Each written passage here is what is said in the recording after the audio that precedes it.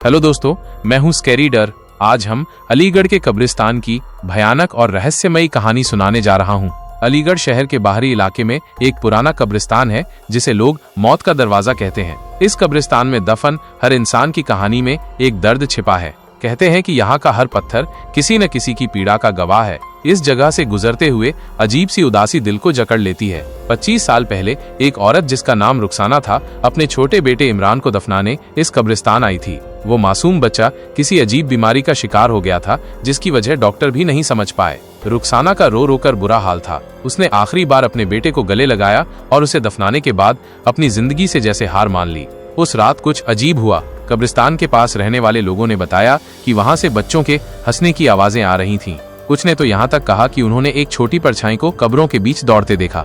एक स्थानीय व्यक्ति, जिसे लोग फकीर बाबा कहते थे, ने दावा किया कि इमरान की आत्मा ने इस कब्रिस्तान को अपना घर बना लिया है। एक दिन रुखसाना के पड़ोसी उसे चीखते हुए देखने लगे। रुखसाना ने बताया कि उसने अपने बेटे को अपने आंगन में खेलते हुए देखा। लोगों ने सोचा कि ये उसका वहम होगा, लेकिन फिर वो चीखते हुए बोली, ये मेरा इमरान नहीं है, ये कोई और है। रुखसाना ने एक रात फकीर बाबा को बुलाया। बाबा ने कहा, रुखसाना, तुम्हारा बेटा अब इस दुनिया में नहीं है, लेकिन उसकी आत्मा को किसी ताकत ने कैद कर लिया है। रुखसाना ये सुनकर फूट फूट कर रोने लगी। उसने बाबा से गुहार लगाई, मेरे बच्चे को वापस ले आओ। बाबा ने कहा कि ये आसान नहीं होगा। यहाँ कुछ ऐसी ताकतें हैं जो आत्माओं को अपनी बंदी बना लेती हैं। रुखसाना ने आखिरी बार उस कब्रिस्तान की ओर देखा और बेहोश होकर गिर पड़ी। बाबा ने एक रात पूरे गांव को इकट्ठा किया और कब्रिस्तान में एक अनुष्ठान शुरू किया। जैसे ही उन्होंने मंत्रोच्चार शुरू किया, आसमान में काले बादल छा गए। अचानक इमरान की कब्र से सफेद धुआं उठने लगा। सब लोग डर के मारे पीछे हट गए। उस धुएं में एक चेहरा उभरने लगा जो इमरान का नहीं बल्कि किसी अधेड़ उम्र के आदमी का था। बाबा चिल्लाए, ये कोई प्रेत है जो इस बच्चे के शरीर को अपनी ढाल बना रहा है। लोग सदमे में थे। धुएं ने भयानक रूप ले लिया और अचानक पूरा कब्रिस्तान सन्नाटे में डूब गया। बाबा ने गांव वालों से कहा, यह मामला इससे भी गहरा है। यह प्रेत सिर्फ एक आत्मा नहीं बल्कि एक ब्रह्म पिशाच है जो बच्चों की आत्माओं को अपनी ऊर्जा के लिए इस्तेमाल करता है। हमें इसे रोकना होगा, लेकिन इसके लिए हमें एक विशेष मंत्र शक्ति की जरूरत होगी। अचानक एक औरत की चीख ने सबका ध्यान खींचा। वो कब्रिस्तान के एक कोने की ओर इशारा कर रही थी जहां से लाल रोशनी निकल रही थी। क्या ये ब्रह्म पिशाच का अगला कदम था? क्या रुखसाना अपने बेटे की आत्मा को बचा पाएगी? कौन है ये ब्रह्म पिशाच और ये कब्रिस्तान इतना भयावह क्यों है? रुखसाना अब भी बेहोश पड़ी थी। बाबा ने उसे होश में लाने के लिए पानी के छींटे मारे। जब उसकी आंखें खुली तो उसने घबराकर पूछा, मेरा इमरान कहाँ है? वो ठीक तो है ना? बाबा ने उसकी ओर देखा और कहा, इमरान की आत्मा अब भी इस कब्रिस्तान में फंसी हुई है, लेकिन हमें जल्दी करनी होगी। ब्रह्म पिशाच किसी भी पल उसे पूरी तरह निगल सकता है। ये सुनकर रुखसाना की आंखों से आंसू बहने लगे। वो फूट फूट कर रोने लगी।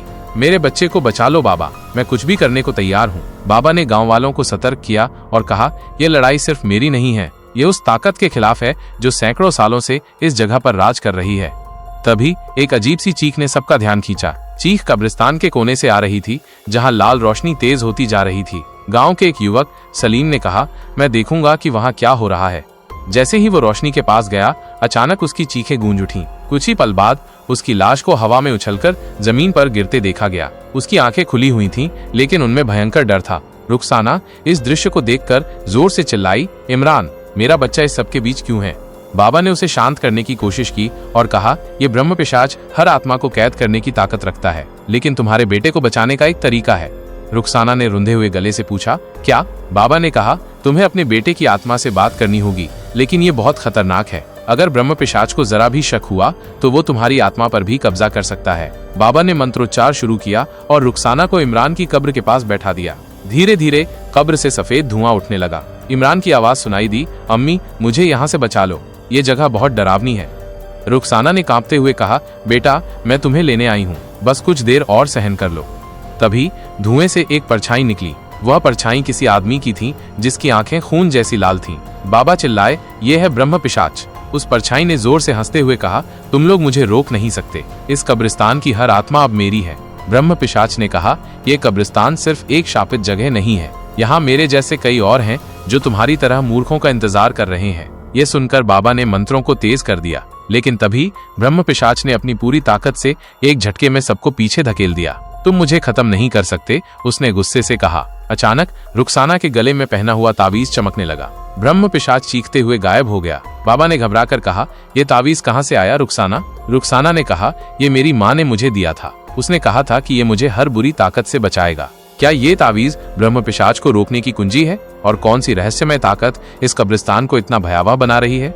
रुखसाना अपने बेटे इमरान की आत्मा को बचाने के लिए बेताब थी, लेकिन ब्रह्म पिशाच के अचानक गायब होने से हर कोई स्तब्ध था। बाबा ने उस चमकते तावीज को गौर से देखा। ये कोई साधारण तावीज नहीं है, इसमें पुरानी ताकतें समाई हुई हैं।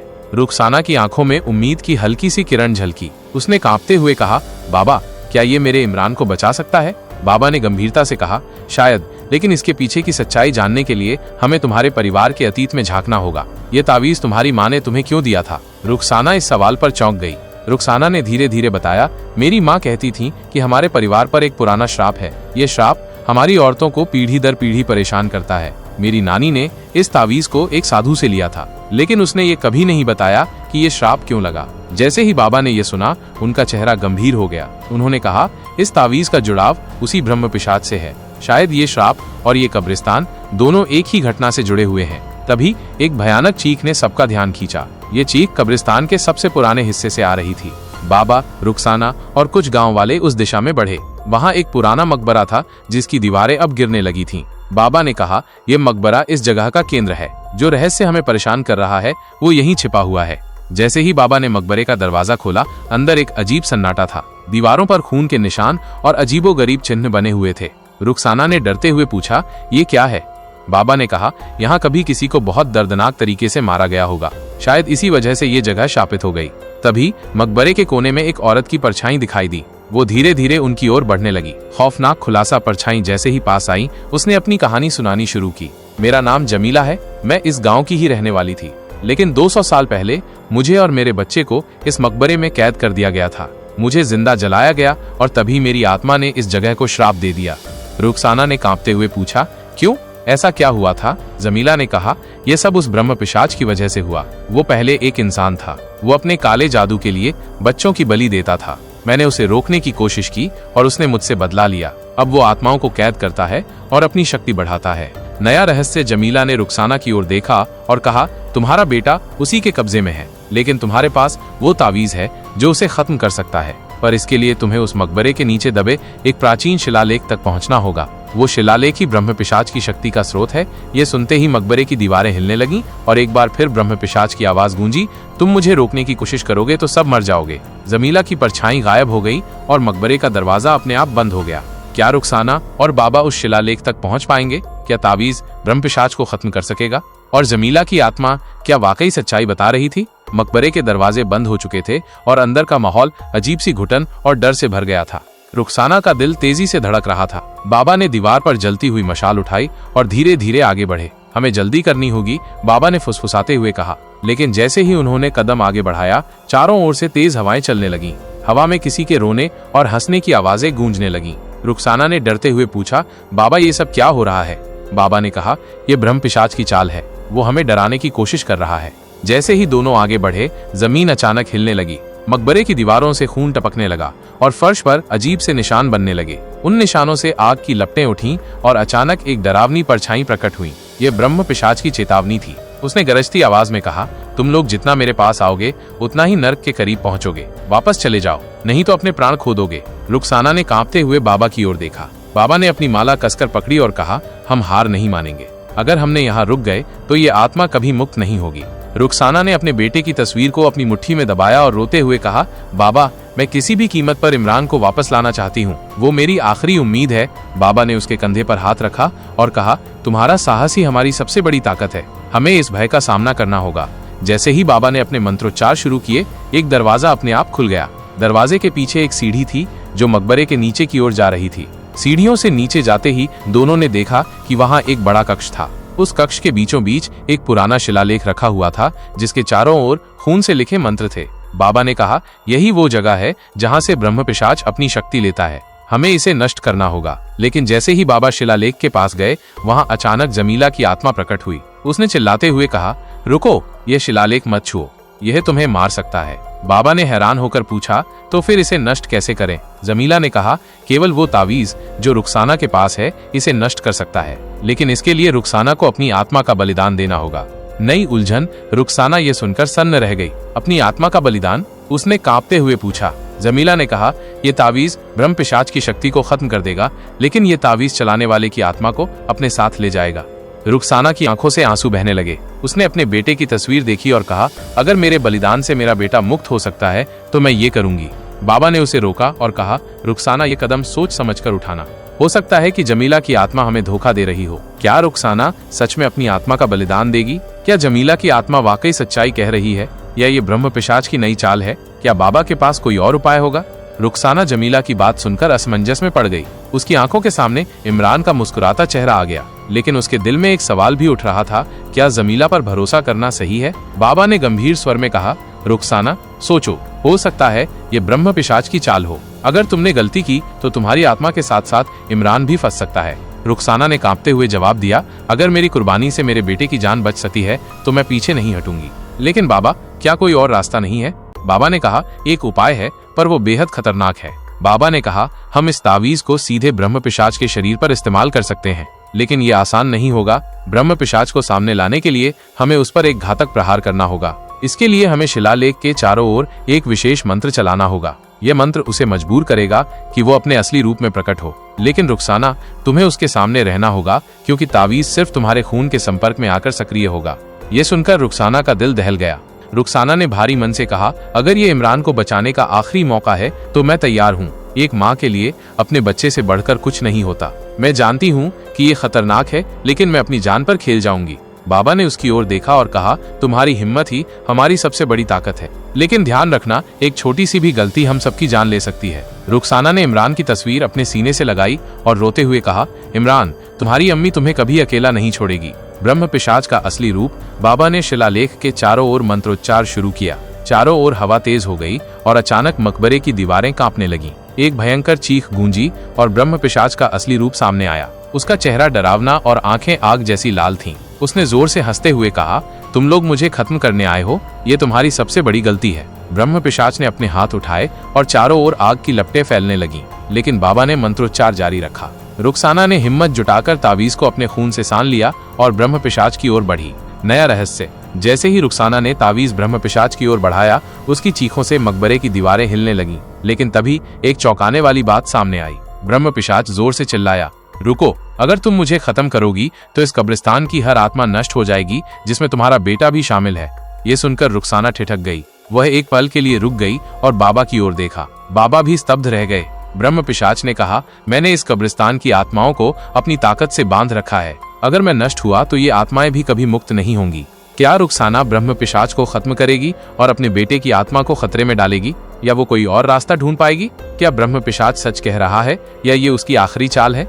ब्रह्म पिशाच की चीखती हुई बातों ने रुखसाना को गहरे असमंजस में डाल दिया। अगर वो ब्रह्म पिशाच को खत्म करती तो इमरान समेत सभी आत्माएं भी खत्म हो सकती थीं। लेकिन अगर वो कुछ नहीं करती तो ब्रह्म पिशाच और ताकतवर हो जाता। बाबा ने उसकी तरफ देखा और कहा, ये उसकी चाल भी हो सकती है, हमें उसके झांसे में नहीं आना चाहिए। रुखसाना ने कांपते हुए कहा, अगर उसकी बात सच है तो मेरे बेटे की आत्मा का क्या होगा? ब्रह्म पिशाच ने जोर से हंसते हुए कहा, तुम्हारे पास ज्यादा समय नहीं है, फैसला करो। बाबा ने जल्दी से अपनी माला से एक विशेष मंत्र निकालते हुए कहा, एक तरीका और है। अगर हम ब्रह्म पिशाच की शक्ति को तावीज में कैद कर सकें तो आत्माएं मुक्त हो सकती हैं, लेकिन इसके लिए बहुत ताकत और साहस चाहिए। रुखसाना ने तुरंत कहा, मैं तैयार हूँ बाबा, जो भी करना हो जल्दी करें। बाबा ने शिलालेख के पास बैठकर मंत्र पढ़ना शुरू किया। जैसे ही मंत्रोच्चार तेज हुआ, ब्रह्म पिशाच ने जोर से चिल्लाना शुरू कर दिया। उसने हवा में हाथ लहराए और एक तेज झटका सभी को पीछे की ओर धकेल दिया। माँ का बलिदान। रुखसाना, जो गिरकर बेहोश होने वाली थी, अचानक खड़ी हो गई। उसने तावीज को कसकर पकड़ा और अपनी हथेली काट दी। खून से भरे तावीज ने चमकना शुरू किया। बाबा ने कहा, अब तावीज को ब्रह्म पिशाच के केंद्र में फेंक दो। रुखसाना ने अपनी सारी ताकत जुटाकर तावीज को ब्रह्म पिशाच की ओर फेंका। तावीज ने ब्रह्म पिशाच को पकड़ लिया और उसकी चीखें पूरे मकबरे में गूंज उठीं। उसकी शक्तियां धीरे धीरे कम होने लगीं। लेकिन तभी रुखसाना के आसपास अजीब सी रोशनी फैल गई। बाबा चिल्लाए, रुखसाना, ये तावीज तुम्हारी आत्मा को भी खींच सकता है। रुखसाना ने आंसुओं से भरी आंखों के साथ कहा, अगर मेरी कुर्बानी से मेरा बेटा और बाकी आत्माएं मुक्त हो सकती हैं तो मैं तैयार हूँ। उसने तावीज को और कसकर पकड़ा और उसकी आत्मा ने ब्रह्म पिशाच को खींचना शुरू कर दिया। एक भयानक विस्फोट हुआ और चारों ओर रोशनी फैल गई। जब धुआं छटा तो मकबरा शांत हो चुका था। इमरान की आत्मा उसके सामने खड़ी थी। उसने कहा, अम्मी, आप मुझे बचाने के लिए आई। रुखसाना ने उसे अपनी गोद में लिया और मुस्कुराई, लेकिन उसका शरीर अब निर्जीव हो चुका था। बाबा ने रोते हुए कहा, रुखसाना ने अपने बेटे और इस कब्रिस्तान की सभी आत्माओं को मुक्त कर दिया, लेकिन उसकी आत्मा अब तावीज में कैद है। अचानक तावीज हवा में ऊपर उठा और मकबरे के शिखर पर जाकर चमकने लगा। इमरान ने बाबा से पूछा, अब मेरी अम्मी कहाँ है? बाबा ने उसकी तरफ देखते हुए कहा, वो हमेशा तुम्हारे साथ रहेंगी इमरान। ये तावीज तुम्हारी माँ का बलिदान है। मकबरे के बाहर गांव वालों ने देखा कि अंधेरा छंट गया था, लेकिन मकबरे के ऊपर तावीज की हल्की चमक हमेशा के लिए रह गई। रुखसाना ने अपने बेटे और सभी आत्माओं को मुक्त करने के लिए खुद को बलिदान कर दिया, लेकिन उसका तावीज अब भी उस मकबरे की रक्षा करता है ताकि ब्रह्म पिशाच जैसी कोई और ताकत फिर कभी वापस ना आ सके। हमारे चैनल को सब्सक्राइब करके हमारे साथ जुड़ें। वीडियो को लाइक और शेयर करके हमें सपोर्ट करें।